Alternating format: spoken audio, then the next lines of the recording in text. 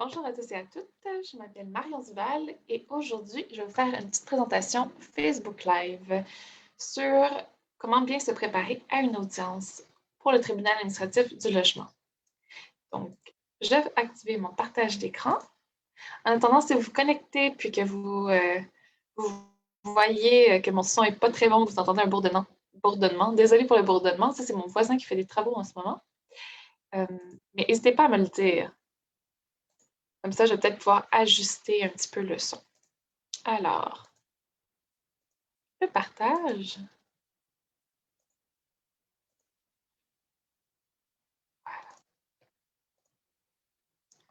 Dans la présentation d'aujourd'hui, se préparer pour une audience au tribunal administratif du logement. Avant, je vais vous parler brièvement d'Action Logement Lanaudière, mais si vous avez déjà regardé nos autres vidéos, vous connaissez un petit peu notre organisme. On est un organisme communautaire autonome qui défend le droit individuel des locataires de la Naudière. Donc, on fait des actions individuelles qui est d'outiller en fait les locataires de la Naudière lorsqu'ils vivent des problèmes avec leur propriétaire ou avec leur logement. Puis, on fait aussi de la défense collective des droits. Donc là, ça, c'est plutôt auprès du gouvernement ou auprès des autres instances pour faire de la mobilisation, pour représenter les locataires, afin que les droits des locataires soient mieux représentés. Alors, aujourd'hui, c'est la dernière capsule de notre série de capsules de Facebook Live sur le droit au logement. Donc, normalement, on donne des formations en personne, mais avec la pandémie oblige, on s'est mis sur les réseaux sociaux pour vous faire les formations, pour vous faire parvenir l'information en direct. Donc, aujourd'hui, c'est notre dernière capsule, mais vous pouvez regarder toutes les autres capsules sur le droit au logement qui ont lieu depuis janvier. Donc, je veux juste vous rappeler que mes capsules sont sur le droit du logement au Québec. Malheureusement, ça ne s'applique pas au reste du Canada parce que chaque province est autonome. Et donc, ça s'applique au Québec uniquement. Puis, nous ne sommes pas des avocats non plus, donc on ne donne pas de conseils juridiques. Nous, on donne des outils, on informe, de l'information. Donc, aujourd'hui, je vais vous donner des recommandations, comment bien se préparer.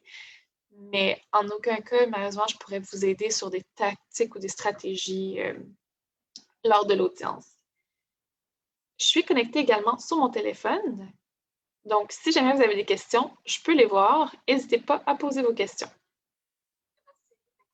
D'ailleurs, je vais juste fermer le son. OK. Alors, le plan de notre présentation aujourd'hui, je vais vous parler des étapes qu'il va avoir fallu. Bon, on va reprendre cette phrase-là. Donc, je vais vous parler de la checklist, donc des choses à faire avant de se préparer pour notre audience ou qu'il va falloir avoir fait avant de se présenter à l'audience. On va parler du tribunal administratif du logement, en quelques mots, juste pour connaître un peu c'est quoi la bête. Comment bien préparer nos preuves, comment préparer notre témoignage, comment préparer nos témoins, si on en a, bien sûr, puis comment bien se pratiquer. Puis ensuite, on va parler du déroulement d'une audience au tribunal administratif du logement. Quand on sait comment ça va se dérouler, ça fait diminuer un petit peu le stress. Donc, on va parler, c'est quoi le déroulement, les étapes. Puis finalement, je vais juste vous donner quelques petites clés pour bien vous préparer en conclusion. Alors, avant de se préparer, qu'est-ce qu'on a fait? Déjà, on a envoyé notre mise en demeure à notre propriétaire pour lui faire part de nos demandes. On a attendu le délai.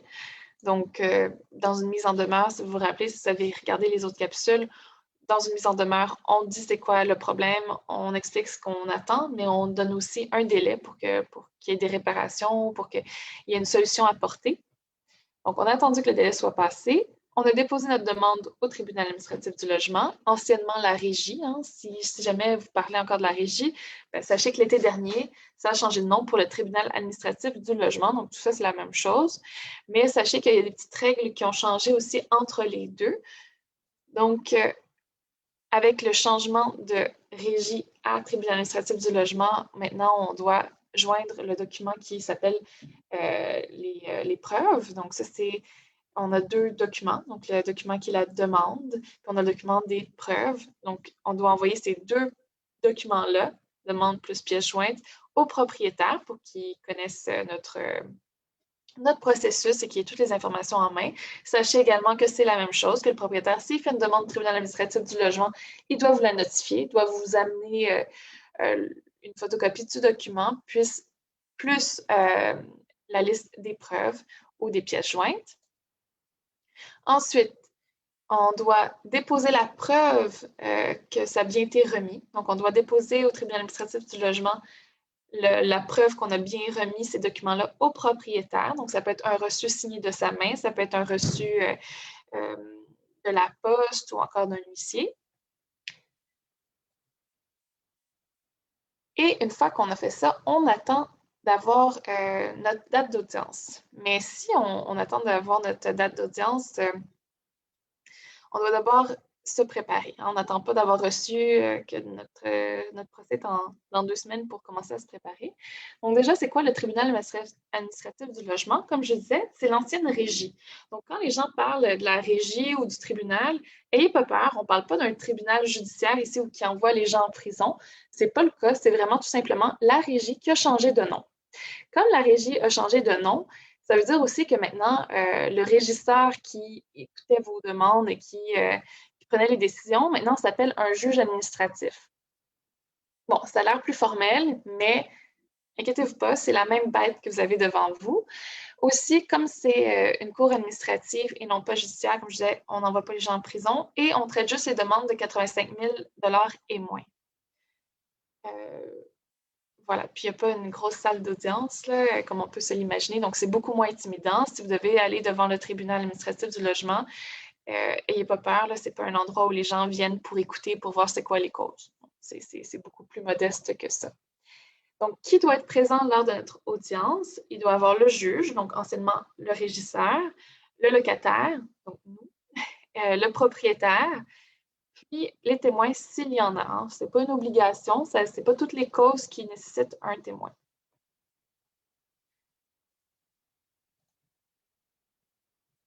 Bon, j'ai quand même beaucoup d'effets spéciaux ici. Alors, comme je vous disais tout à l'heure, depuis le 31 août 2020, quand le régie a changé de nom pour le tribunal administratif du logement, il y a des petites choses qui ont changé. Pas grand-chose, là, mais si jamais vous avez déjà fait affaire avec la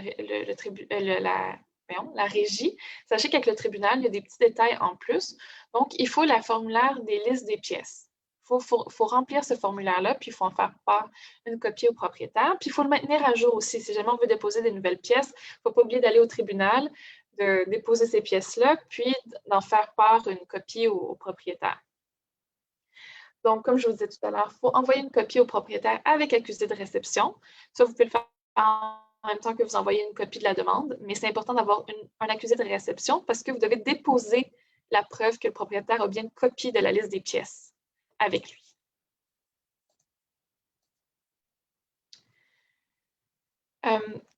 Quand on parle des pièces, hein, la liste des pièces, c'est la liste des preuves. Donc, dans les preuves, c'est important d'en faire 3 copies en se préparant pour le tribunal. Donc, quand vous les sélectionnez puis que vous commencez à faire l'ordre dans vos pièces, pensez tout de suite à en faire 3 copies, une pour soi, une pour le juge, puis une pour le propriétaire, dans un ordre chronologique. Donc, on le fait avec les dates. Hein, par exemple, la première pièce, c'est votre bail, parce que c'est la première chose que vous alliez tous les deux, à moins que vous ayez une entente par écrit avant le bail. Dans ce cas-là, vous pouvez la mettre par écrit, vous pouvez la mettre avant le bail. On les met dans un ordre chronologique pour que ce soit plus simple pour le juge de nous suivre, pour que notre histoire aussi, quand on va expliquer notre témoignage, ça soit plus simple aussi pour nous. Puis on les numérote. Parce qu'admettons que bon, quelqu'un cherche une pièce puis que là, ça a perdu son ordre, on pourra toujours faire référence à la pièce numéro 4. Puis là, on trouve facilement le papier.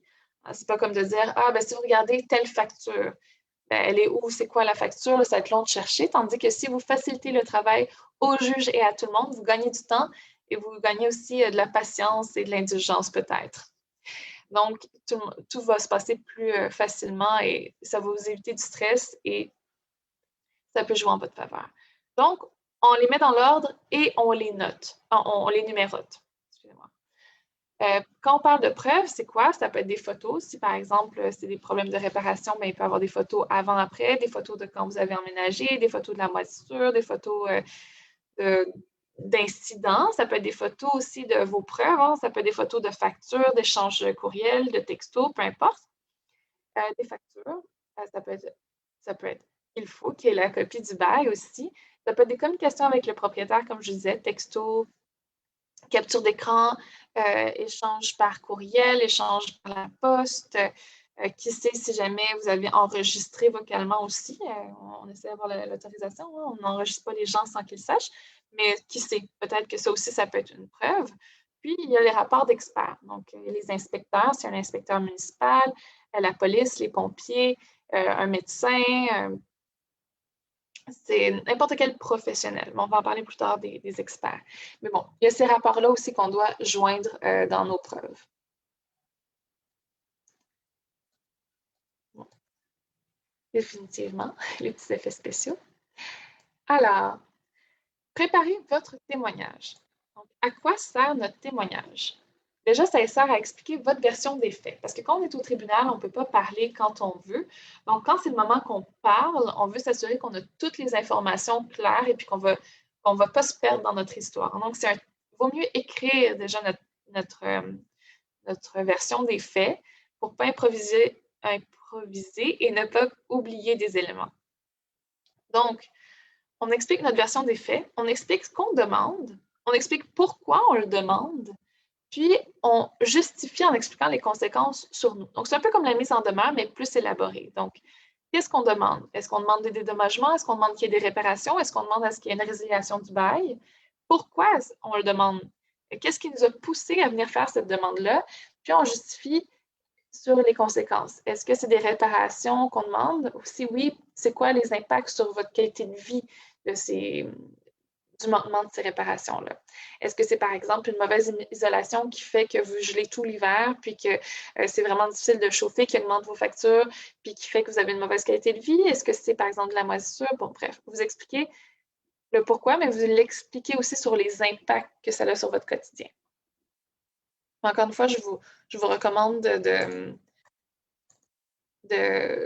d'écrire d'abord ce texte-là. Ça nous aide à mieux l'exprimer. Donc, quand on prépare notre témoignage, premièrement, on prépare dès que les preuves ont été déposées, parce que c'est frais dans notre mémoire. Parfois, les délais pour une audience, malheureusement, ça peut aller jusqu'à 2 ans. Hein? On en a déjà vu des cas qui allaient jusqu'à 2 ans. 2 ans plus tard, il y a des éléments qui sont moins frais dans notre tête. Donc, si on le prépare dès qu'on a tout fait nos démarches, puis que c'est tout clair dans notre tête, puis que c'est écrit, bien là, on ne risque pas de l'oublier. Deuxièmement, on se prépare un aide-mémoire avec les dates hein, pour la chronologie des choses, sans que ce soit un texte. Déjà, d'avoir les dates avec chacun des événements, ça nous aide. On fait le ménage de nos reproches, puis là, je vais vous expliquer ce que je veux dire par reproche. Souvent, dans une relation avec un propriétaire, s'il y a des problèmes de réparation, d'insalubrité, peu importe le problème, que ce soit un problème de relation ou que ce soit un problème avec notre logement, souvent les choses escaladent. Hein. Il y a un problème, mais il y a plein de petits problèmes autour qui arrivent. Quand on arrive devant le juge, c'est le temps de parler de notre demande. Et donc, on ne parle pas des autres choses autour. On ne parle pas de comment il a été un mauvais propriétaire dans le passé, comment il n'a pas tenu ses promesses pour autre chose. Non, ce qui compte pour le juge, c'est ce point-là. Donc, on fait un peu le ménage, puis on garde juste, on se concentre sur ce point-là parce qu'on veut pas perdre notre cause parce qu'on s'est trop éparpillé. Deuxièmement, on parle uniquement de ce que nous, on a vécu et ce que nous, on a vu. On ne parle pas de ce que quelqu'un nous a dit, qui a entendu.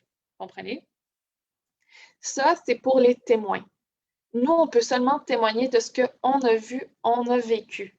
Si notre voisine nous a dit que le propriétaire a dit quelque chose, il vaut mieux faire venir la voisine pour qu'elle le répète. Parce que les oui-dire, le juge ne les prendra pas en compte. Donc, on fait le ménage de nos reproches pour se focusser que sur la cause, puis on pense aux témoins qui peuvent être pertinents.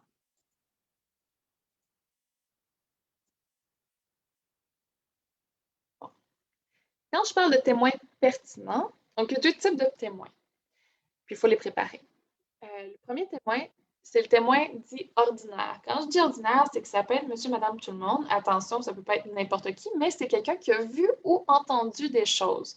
Quand je dis monsieur, madame, tout le monde, c'est que ça peut être votre voisin, ça peut être un ami, ça peut être un membre de la famille, ça peut être un fournisseur, donc par exemple quelqu'un de la poste, quelqu'un qui a été présent à un moment où il y a des faits qui se sont passés. Quelqu'un qui peut dire moi, j'ai entendu le propriétaire dire ça. Ou moi, quand je suis arrivée, la porte se fermait mal.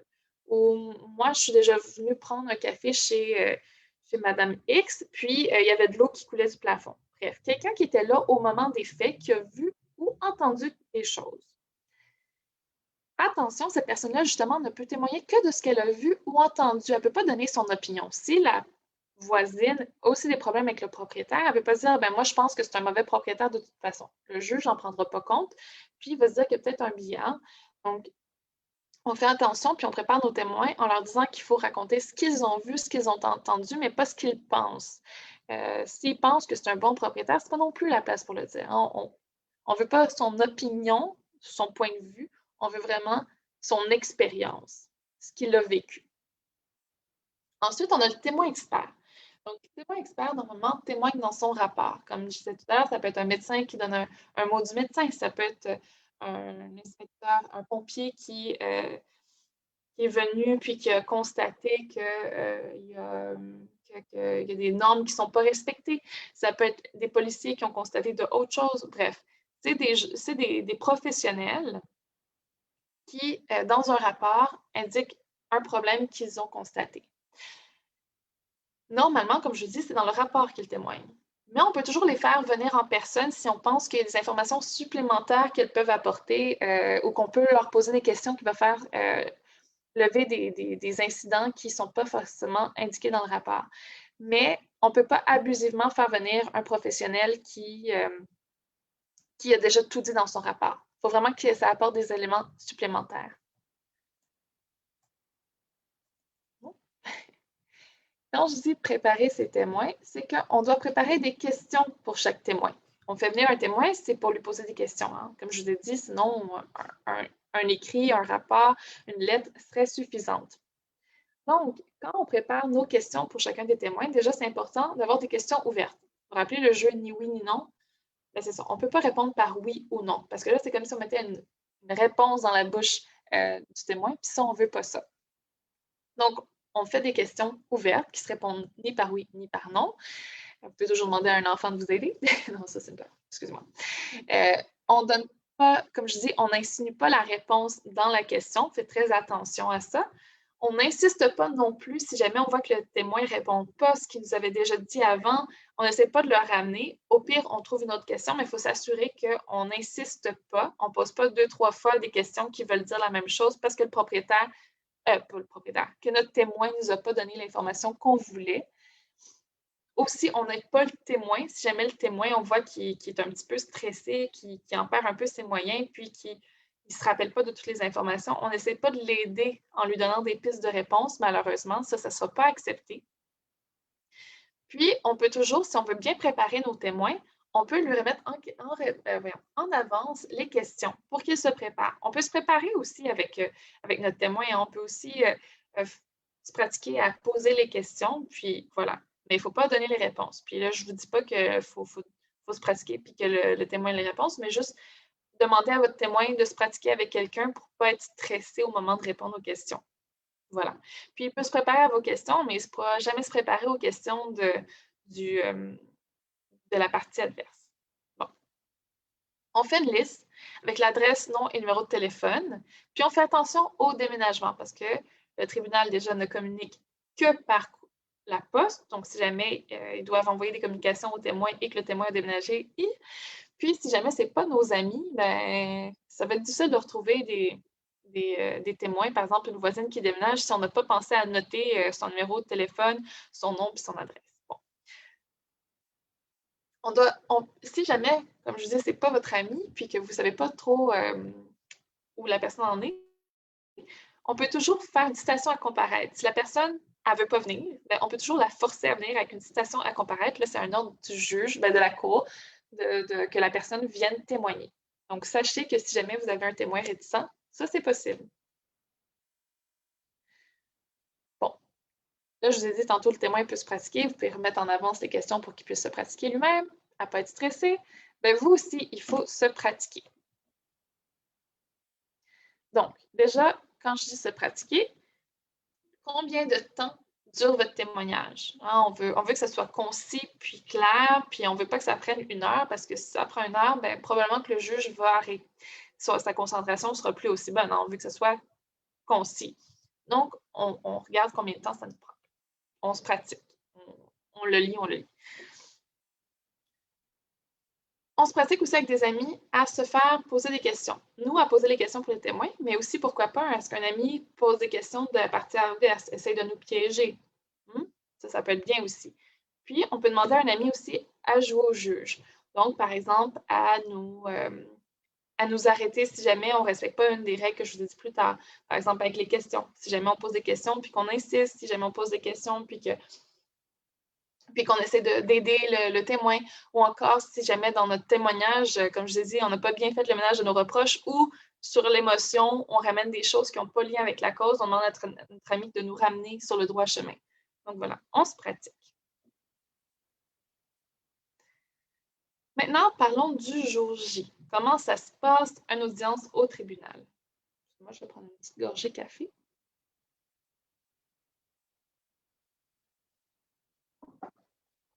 OK. Donc, le jour J, ça se passe comment? On va parler des consignes générales de quand on va à la cour, donc au tribunal administratif du logement, anciennement la régie.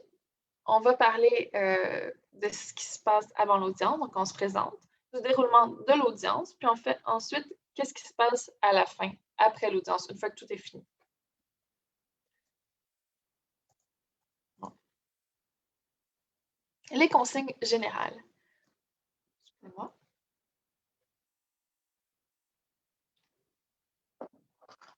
Tout d'abord,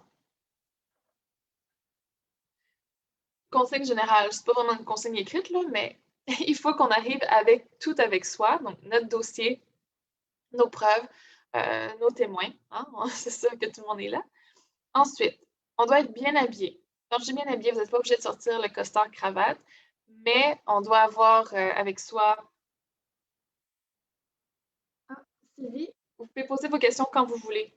Si jamais j'ai déjà abordé un point, vous pouvez les écrire tout de suite dans le chat. Mais oui, à la fin, vous pourrez me poser vos questions aussi si jamais vous voulez attendre parce que je suis passée trop tôt. Je suis désolée, je n'ai pas vu votre question avant.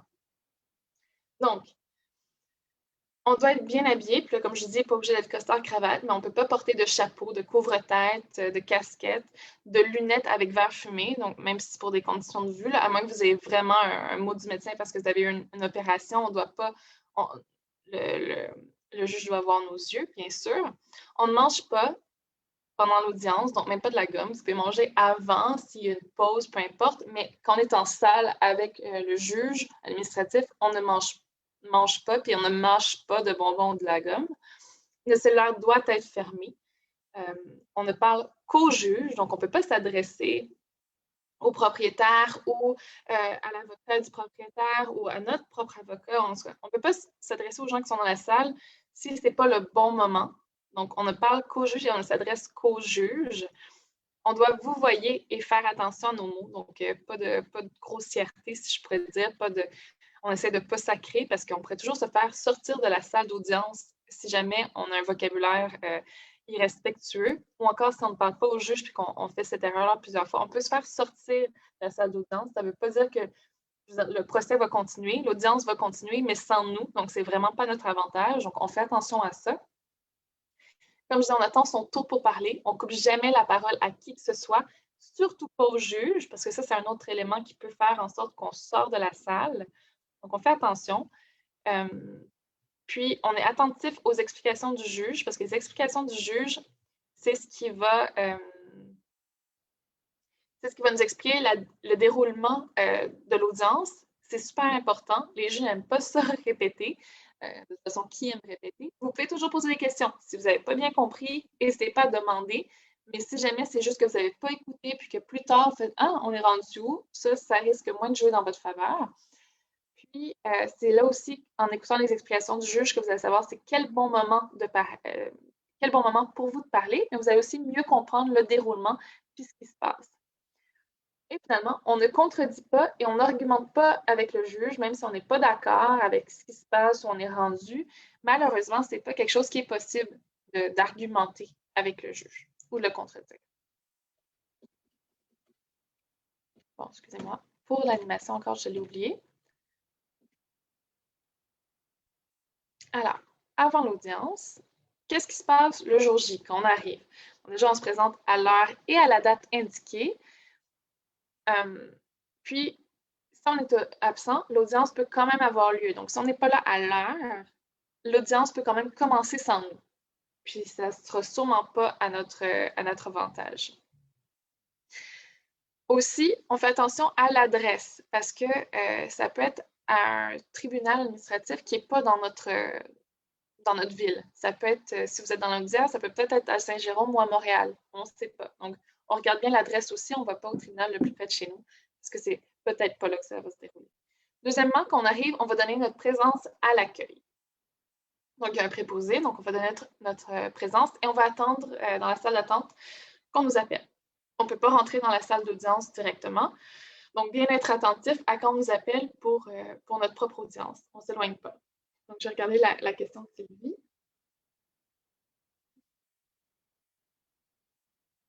Non, c'est également valable. Toutes ces informations-là, tout ce que je vous explique aujourd'hui, le déroulement, donc Sylvie nous demande si ces informations-là sont valables seulement quand le locataire poursuit son propriétaire ou si c'est aussi valable pour quand le propriétaire poursuit son locataire. Donc, moi, ce que j'explique en ce moment, c'est comment s'organiser lorsqu'on doit aller à une audience. C'est sûr que les premières étapes, quand je parle qu'il faut avoir envoyé une mise en demeure et tout, ça, c'est inversé. Il faut que le propriétaire vous ait envoyé une mise en demeure. Il faut que le propriétaire vous fasse parvenir la copie de la demande et de la pièce des lettres.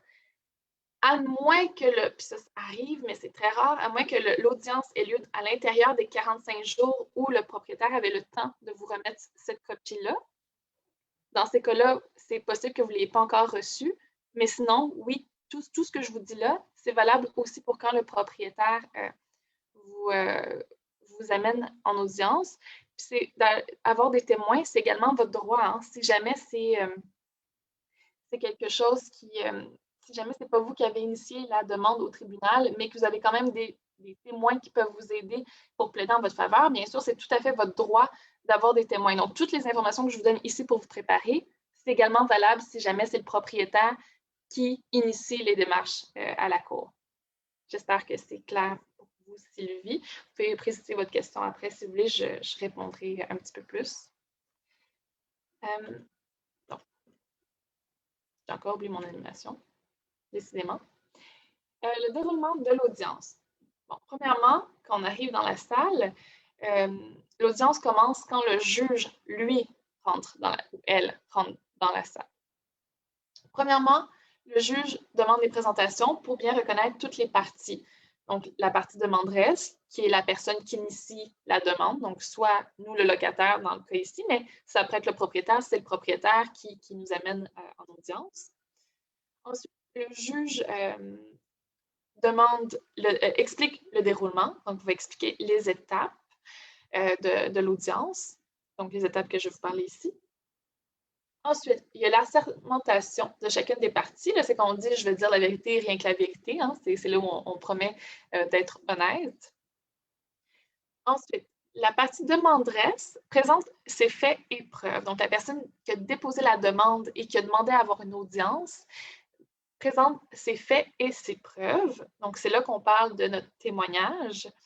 Ensuite, la partie demanderesse fait témoigner ses témoins si elle en a. Donc, elle appelle un à un les témoins. Puis, la partie défenderesse peut demander des... Excusez-moi, je vais juste bouger mon image. Peut demander des questions.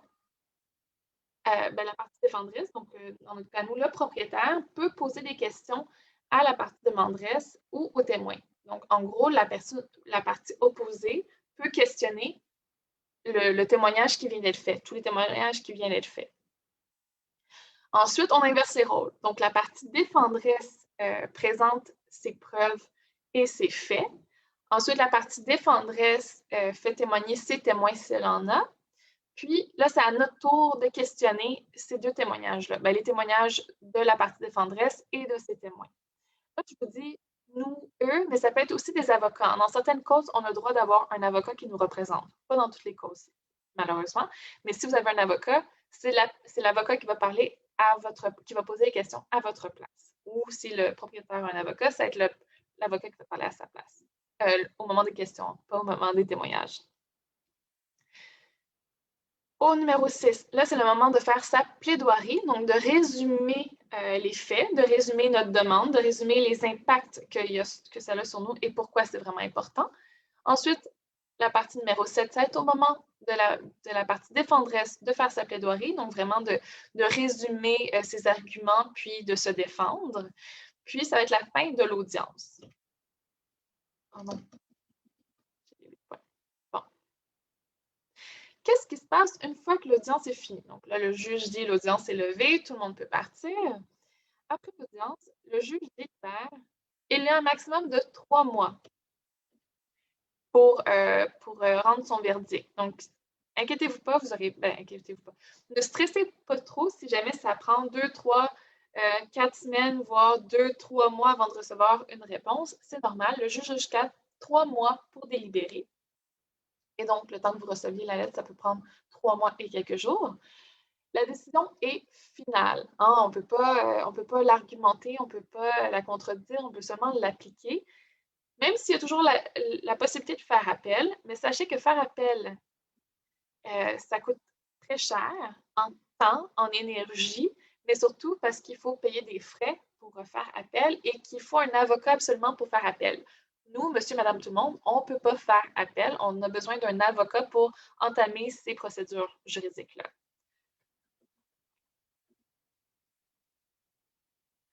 Donc, en conclusion, si je peux résumer un petit peu comment est-ce qu'on peut bien se préparer pour une audience au tribunal.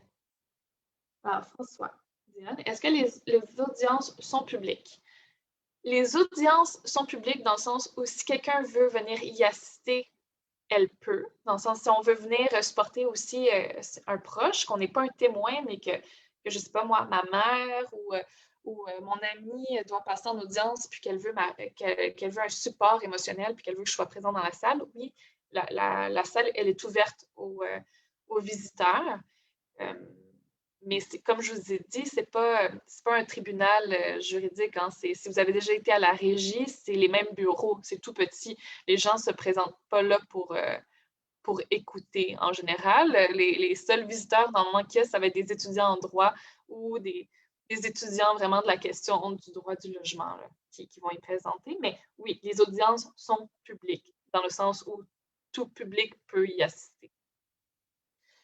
Donc, en conclusion, j'espère que ça a répondu à votre question, François. En conclusion, on se prépare tôt.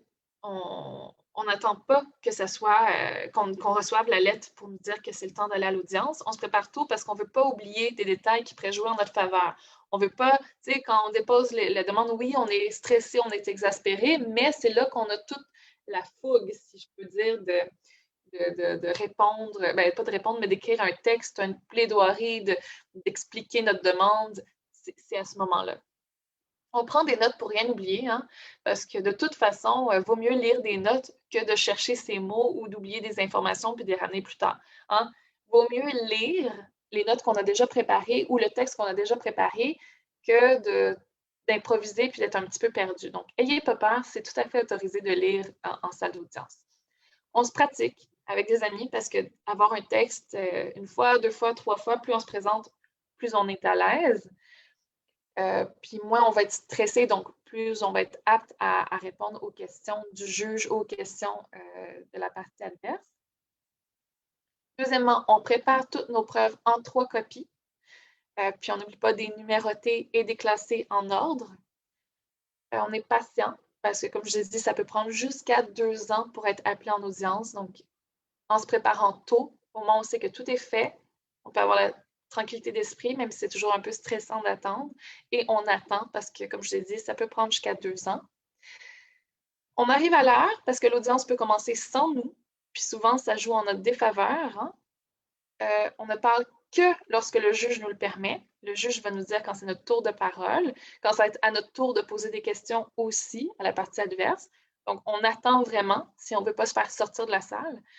Et on n'hésite pas à demander de l'aide à son comité logement le plus près. Donc, nous, ici, Action Logement Lanaudière, on est pour la région de Lanaudière. Il y en a plusieurs à travers le Québec. D'ailleurs, je vais mettre dans les commentaires la page du RECLAC où là, vous pouvez trouver tous les comités logements à travers le Québec sur la map. Donc, j'espère vous avoir aidé. J'espère que vous seriez un petit peu moins perdu ou un petit peu mieux équipé pour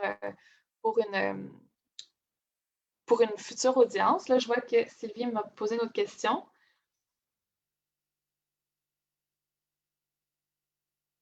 Alors, elle me dit, si le propriétaire n'a pas envoyé de mise en demeure, n'a jamais avisé le locataire des faits reprochés et a attendu le délai de 3 ans pour poursuivre son locataire pour des dommages matériels, est-ce que la cause demeure valable ou elle sera rejetée? Autrement dit, est-ce que la mise en demeure est obligatoire?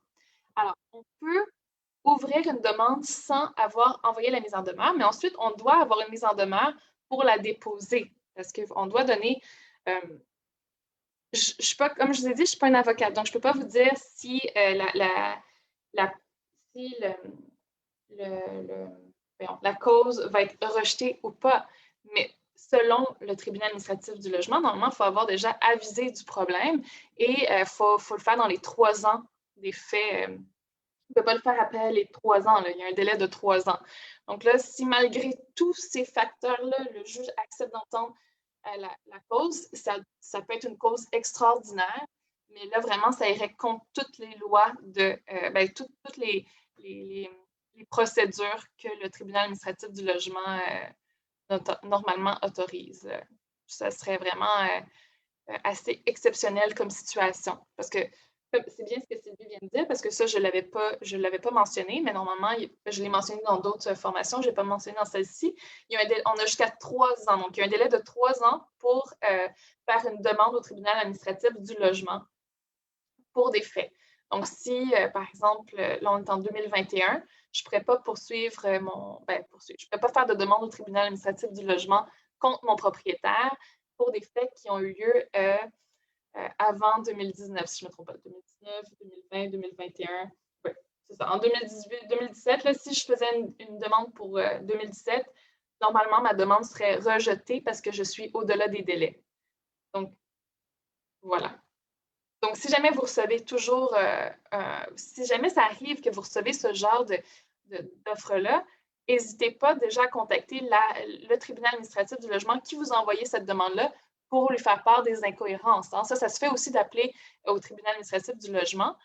Puis, comme je vous dis, vous pouvez toujours contacter votre comité logement pour voir avec eux qu'est-ce qui s'est passé parce que clairement, il y a quelque chose qui n'est pas dans les démarches